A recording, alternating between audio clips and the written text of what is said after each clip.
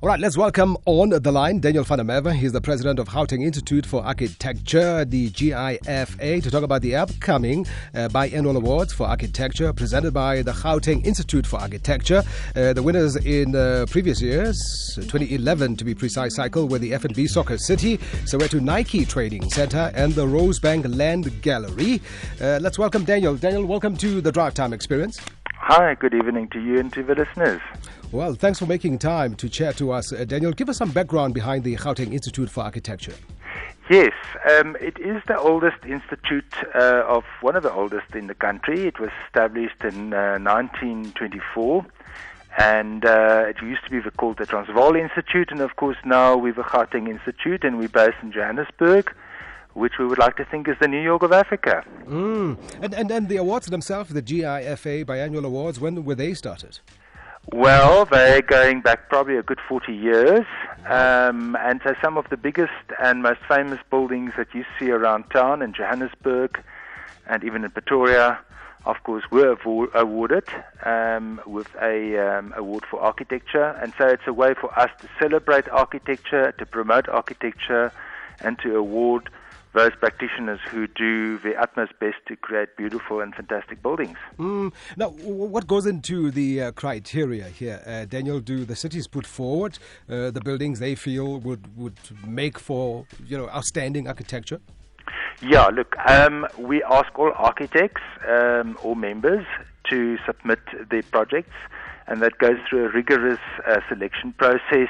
We've got a fantastic panel that comprises eminent academics and architects, and so what we do is we feel that buildings that warrant this kind of award must be outstanding, firstly as an architectural statement, but also in terms of what they do for the city, in terms of its context, and of course the way that it empowers people, depending on what kind of building it is. But it's generally a building that does more than just being a building. In other words, the way that it influences communities and its surroundings far beyond just merely the doors, so to say. Now, as I mentioned earlier in my opening, previous winners, 2011 to be exact, included F&B Soccer City, the Soweto Nike Training Center, and the Landmark Gallery in Rosebank. What sets these buildings apart, would you say? Well, I think they are all exceptional structures. They're landmark buildings, and I think they've added to the language, the architectural language of Johannesburg. They're iconic buildings, and of course they are beautiful to look at and well crafted. And so in that way one could say that they deserve an award. Oh, certainly. Do we know who the finalists for this year are? We had a total of 39 buildings submitted, of which we shortlisted 19.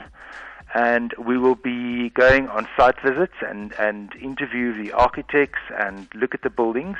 And very often the way that you experience a building is very different from when you look at it in a photo. So that's why we actually go to the site, we look at the buildings, we interrogate them to make sure that they're worthy of a design award.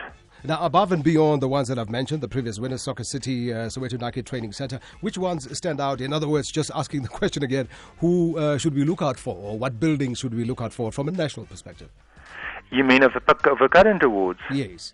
Well, I might as well mention to you that Alexander Forbes, the building in Sandton, I don't know, your listeners might know it, but it's quite a landmark building opposite the Gautrain station. Yep. That's one of the buildings that was shortlisted.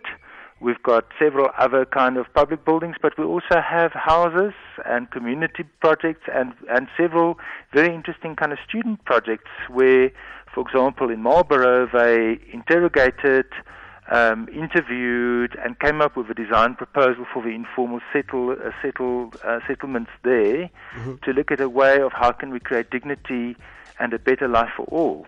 So it varies widely. We've even got a taxi rank in Diepsloot that was actually submitted by the architect who was involved in the initiation of that project and in the construction as well, what we would like to call barefoot architects.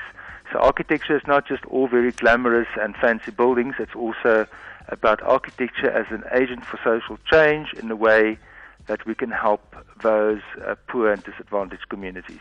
Oh, fantastic. Looking forward to that. And thanks so much for chatting to us, Daniel. All the best. It's a pleasure. Thank you. Alrighty. Daniel van der Merwe, President of the Gauteng Institute for Architecture.